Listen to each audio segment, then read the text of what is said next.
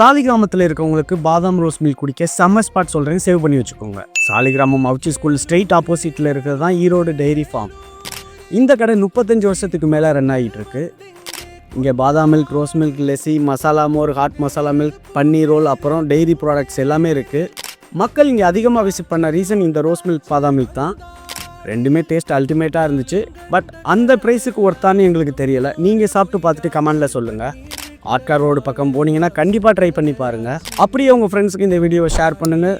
சும்மா இந்த பேஜை ஃபாலோ அண்ட் சப்ஸ்கிரைப் பண்ணிவிடுங்க. அப்புறம் சும்மா அப்படின்னு வைக்கலாம்னு பார்த்தோம்.